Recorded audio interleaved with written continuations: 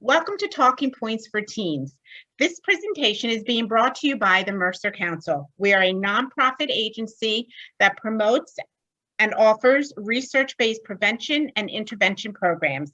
In honor of May being Mental Health Awareness Month, this topic today we will be discussing is mental health and teens. Jocelyn is joining us today from the Mercer Council. She is our executive director and a professional licensed counselor. Jocelyn, what would you like to share and say to the teens that are listening today? Yeah, so I think one of the most important things to say is just considering the past 15 months or so, and all of the things that have been going on with the pandemic and, all of the challenges that causes, is that there are a lot of feelings going on. And, your feelings are valid no matter how comfortable and happy they are or how uncomfortable and, maybe sad they are, or how, you're feeling just confused or uncertain about the future, angry about having certain things that you used to do not being available to you right now. And so, all of those feelings are valid. And I think a lot of times when we start to feel uncomfortable about something, we try to just like push it away.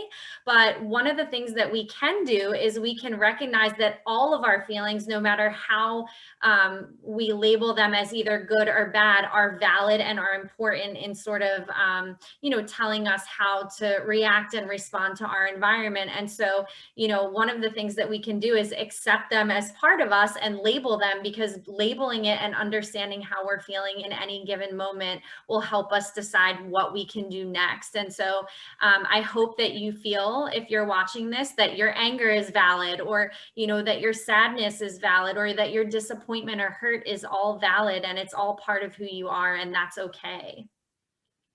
That's great, Jocelyn. That is great advice. So one of the things I'd like to talk with the teenagers right now is, how do we manage our emotions when life just doesn't seem to be going our way? It's been a crazy year and a half for all the teenagers and just people in general. One of the things I like to share when I'm working with my students is to visualize a snow globe and shake the snow globe. And you have all the snow swirling, and that's sometimes, especially in this last year and a half, that's how we've been feeling emotionally, anxiety. Our head is just constantly spinning. There is no way you can solve a problem or calm yourself down when your head is spinning that way. So one of the tools I like to share is deep breathing. You can just do deep breathing anywhere, anytime, and that will automatically, instantly start calming you down. So all those little snowflakes will be settling down at the bottom. And when they all settle at the bottom, that's when you can start thinking a little bit more clearly and a little bit more calmly, which can lead into my next tool, which is reframing and self-talking. Reframing has been such an incredible tool that I used during this last year and a half. Reframing the situation that I am being fearful of or that I'm showing anxiety. So let's take virtual learning. So many students, so many teenagers have hated virtual learning. It has been stress and anxiety for them. One way to maybe change that feeling is, well, look at the positive. Let's reframe virtual learning. I don't have to get up as early to drive to school or to catch a bus. I might get 20 minutes of extra sleep. I don't have to get up and brush my teeth, do hair, makeup, have a little bit more time in the morning. I can eat, turn my screen off. I can eat if I get hungry. Positive ways to change your outlook, and also self-talk, just being positive. Okay, it's not a great situation, but I can handle this. I can find ways around it that work for me. And my last tool is, if things really, really are a struggle for you and you really don't know what to do and you've tried all these other tools, find someone you can talk to. Talk to your parent, a sibling, a teacher, a friend. You might need professional help just to talk through your feelings. That's a positive way. Talking is a positive way of healing and working out your anxiety that you're feeling. Here's some feedback from some of our amazing kids and youth.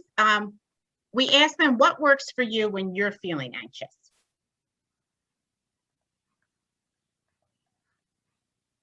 Exercise helps me when I'm feeling overwhelmed.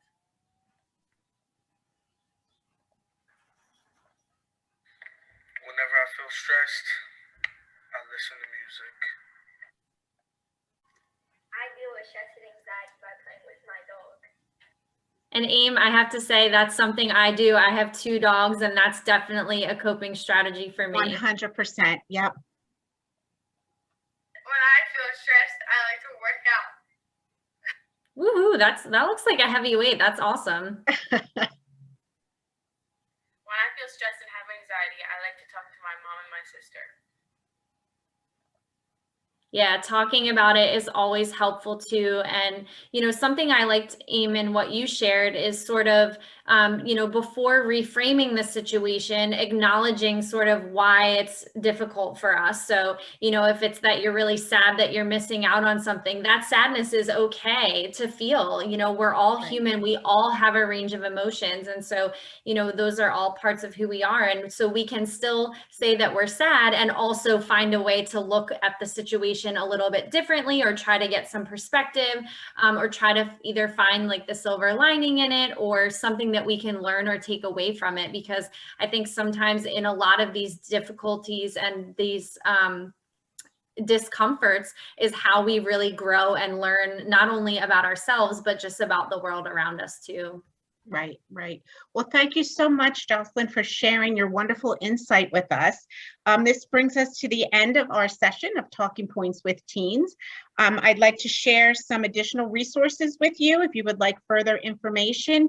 And always remember, we ended with stay safe, stay healthy, and make good decisions. Thank you so much, Ian, for having me. And I also wanted to thank our incredible youth who took some time to share things that work for them.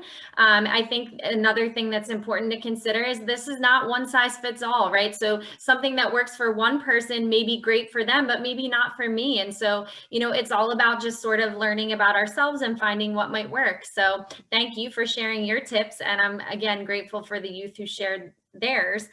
You can go to our website, mercercouncil.org, to find more information, subscribe to our blog. And if you have a tip that you would like to share of how you cope with uncomfortable emotions, please feel free to leave us a comment, and make sure you subscribe to our YouTube channel. This was a lot of fun. Thank you. Thank you.